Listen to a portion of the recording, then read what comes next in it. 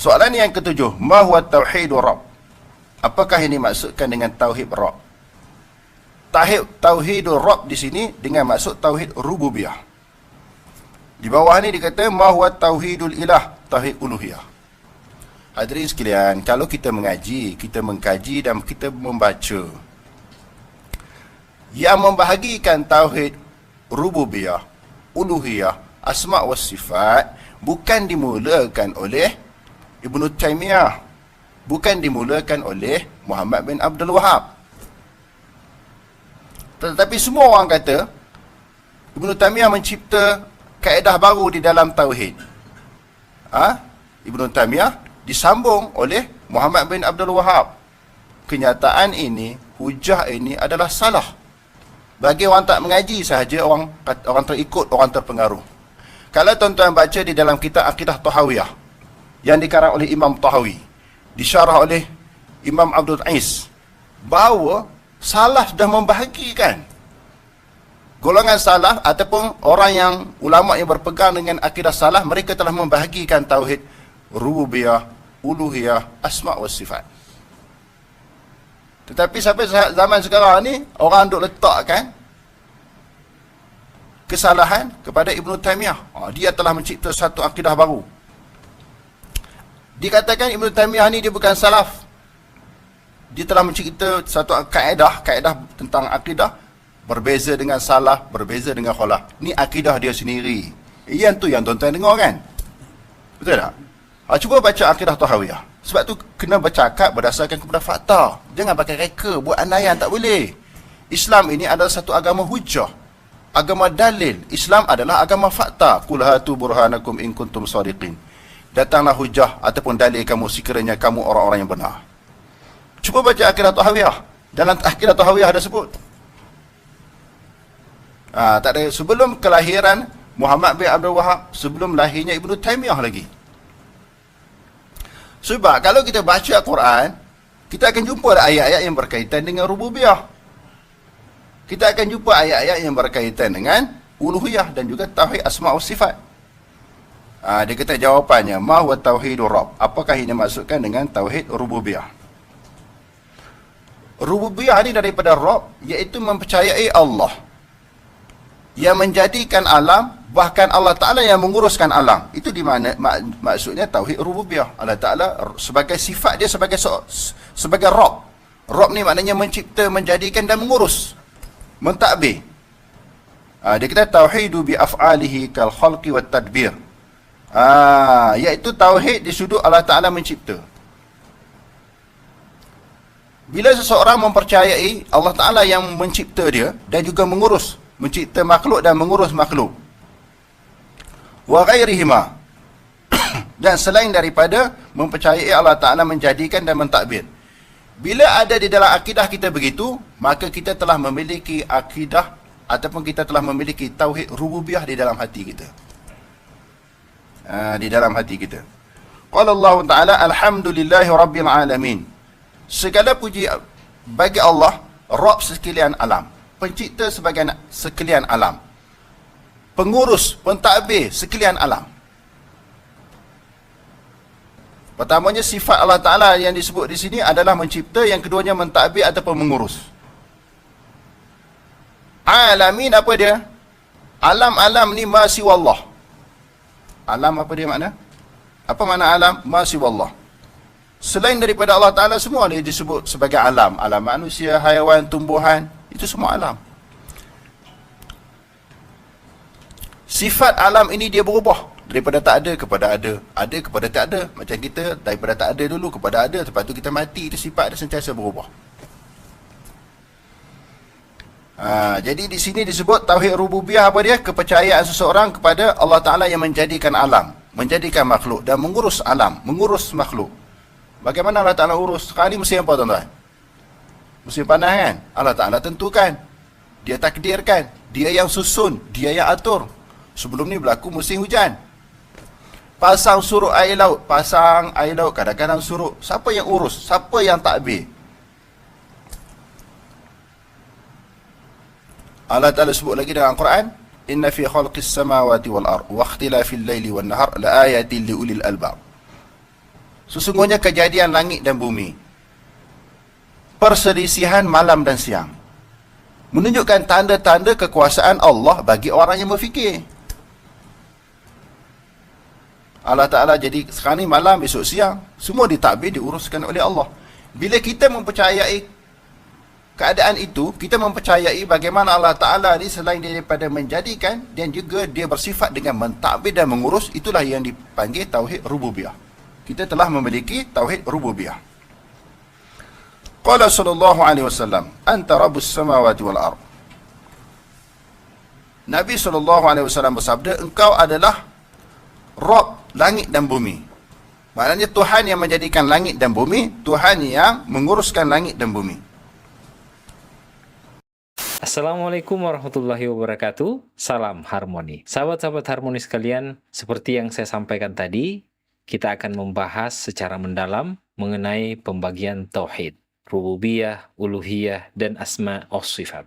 Pembagian tiga tauhid ini sebenarnya tidak dikenal ya oleh ulama-ulama salaf terdahulu, apalagi di zaman Nabi dan sahabat. Nabi tidak pernah mengatakan bertauhidlah kalian dengan tiga pembagian tauhid ini. Jadi bisa dipastikan pembagian tauhid ini adalah bid'ah. Kenapa bid'ah? Karena orang yang pertama kali memperkenalkan pembagian ini bukan ulama salaf, tapi Ibnu Taimiyah. Kemudian dipopulerkan kembali oleh muridnya yaitu Muhammad bin Abdul Wahab. Nah, pengikut-pengikutnya inilah yang biasa kita kenal dengan istilah Wahabi atau sering juga dikenal dengan istilah Salafi. Meskipun sebenarnya ulama-ulama yang mereka rujuk itu, Ibnu Taimiyah, Muhammad bin Abdul Wahab, bukan ulama salaf ya. Sehingga kalau kita mendengarkan penjelasan tentang tauhid dengan tiga pembagian ini, maka hampir bisa dipastikan mereka adalah Wahabi atau Salafi secara penamaan. Karena memang inilah yang menjadi dasar utama pemikiran mereka. Nah, di video kali ini kita akan membahas apa sih yang dimaksud tauhid rububiyah, uluhiyah, dan asma wa sifat. Kenapa sih pembagian tauhid ini malah ditentang oleh para ulama ahlus sunnah wal jamaah. Oke, sudah siap kotanya? Tonton sampai habis ya. Tapi sebelum kita lanjut, jangan lupa subscribe dan follow akun media sosial saya di bawah ini ya. Nah, kita bahas. Yang pertama, mengenai pembagian tiga tauhid. Ada yang mengistilahkan tri tauhid. Pembagian tauhid ini sebenarnya bisa kita baca di kitab Majmu'atut Tauhid, ensiklopedia tauhid yang merujuk kepada pemikirannya Ibnu Taimiyah dan Muhammad bin Abdul Wahab. Kita coba lihat bagaimana sih pemikiran dua tokoh Wahabi ini. Nah, saya juga di sini sudah punya kitabnya. Di sini di muqaddimah. Bismillahirrahmanirrahim. Amma ba'd. Fahadhihi majmu'atun minar rasailil muhimmah fi syari'ati hadhil ummah. Kata penulisnya muqaddimah ini, inilah kumpulan-kumpulan penjelasan penting tentang syariat yang ditulis allafaha thullatum minal ulama'il a'lam oleh para penghulunya, para ulama terbaik, yaitu Ibnu Taimiyah dan Muhammad bin Abdul Wahab. Itu menurut penulis muqaddimah ini. Nah, meskipun sebenarnya menurut saya ini agak lebay ya. Nah, tapi paling tidak kalau kita mau tahu pemikiran Salafi Wahabi, ya kita bisa baca kitab ini. Ya memang kitabnya cukup tebal, kurang lebih 800 halaman, tapi tentu kali ini kita hanya akan membahas tentang tauhid. Dan memang bab tentang tauhid ini langsung dibahas di pembahasan pertama.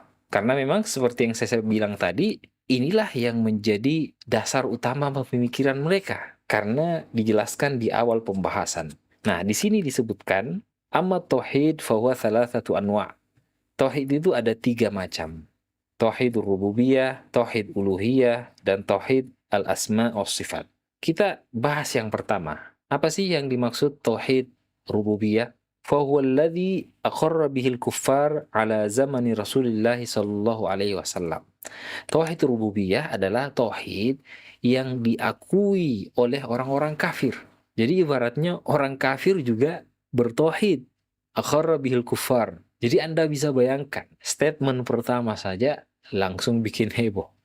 Nah, kemudian walam yudkhiluhum fil Islam. Tauhid ini tidak menjadikan mereka muslim. Jadi ada tauhidnya orang kafir. Namanya tauhid rububiyah.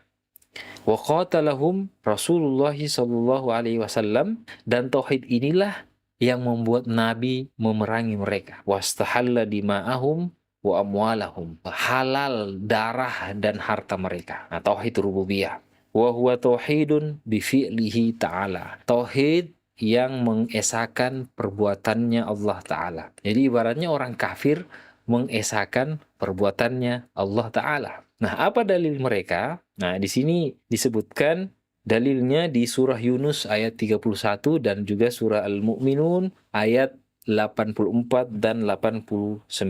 Wal ayat ala hadza katsiratun jiddan. Ayat-ayat yang membahas tentang tauhid rububiyah ini katanya banyak sekali. Nah, itu tadi tauhid rububiyah. Bagaimana dengan tauhid uluhiyah? Tauhid uluhiyah adalah wa huwa tauhidullahi bi af'alil ibad. Tauhid mengesahkan Allah dengan perbuatan berupa ibadah. Perbuatan apa yang berupa ibadah? Nah, di sini disebutkan ada dua standarnya. Wa aslul ibadah tajridul ikhlasi lillahi ta'ala wahda wa tajridul mutaba'ah lirrasuli sallallahu alaihi wasallam. Yaitu ikhlas semata-mata karena Allah dan harus dicontohkan oleh Nabi. Kalau kita bandingkan dengan tauhid yang pertama tadi, teman-teman sekalian, tauhid rububiyah. Tauhid rububiyah itu kan tadi disebutkan mengakui Allah sebagai pencipta dengan ucapan. Jadi di dalam Al-Qur'an, wala in sa'altahum, jika kalian bertanya kepada orang-orang kafir, siapakah yang menciptakan langit dan bumi, maka mereka akan mengatakan Allahu Ta'ala. Orang kafir yang mengatakan seperti ini. Nah, itu tauhid rububiyah. Sedangkan tauhid uluhiyah itu mengakui Allah sebagai pencipta dengan perbuatan. Perbuatan apa? Ya tentu perbuatan yang berupa ibadah. Nah, dan dua ibadah ini tadi, dua kriterianya, ikhlas dan dicontohkan oleh Nabi. Nah, disinilah tauhid uluhiyah orang Islam berada. Karena orang kafir kan tidak beribadah sesuai dengan dua kriteria tadi. Artinya apa? Seseorang tidak dinamakan Islam menurut pembagian tauhid ini kalau hanya sebatas tauhid rububiyah, tauhid yang pertama. Dia juga harus punya tauhid uluhiyah, tauhid yang kedua. Jadi meskipun dia mengaku muslim, mengucapkan syahadat misalnya, sama seperti orang kafir mengatakan Allah yang menciptakan langit dan bumi. Tapi kalau dia tidak bertauhid uluhiyah, maka dia kafir. Nah, makanya jangan heran kalau Anda sering dikafir-kafirkan. Karena Anda tidak mengikuti standar tauhid mereka. Khususnya tauhid yang kedua, yaitu tauhid uluhiyah. Yang sering dicontohkan itu kan orang-orang yang suka ziarah kubur. Orang-orang yang bertawassul kepada aulia. Nah, mereka-mereka inilah disamakan dengan orang kafir penyembah berhala. Karena mereka dianggap bertauhid rububiyah tapi tidak tauhid uluhiyah. Bahkan kata Muhammad bin Abdul Wahab, inna kufrahum ashna'u min kufri ubadil awthan. Orang yang tidak tauhid uluhiyah lebih hina kekafirannya dibanding penyembah berhala. Itu kata Muhammad bin Abdul Wahab. Jadi memang keras sekali ya. Nah, bagaimana dengan tauhid pembagian yang ketiga? Tauhid asma was sifat. Fahuwa tauhidud dzat wal asma was sifat. Yaitu mengesahkan zat, nama-nama Allah, dan sifat-sifatnya.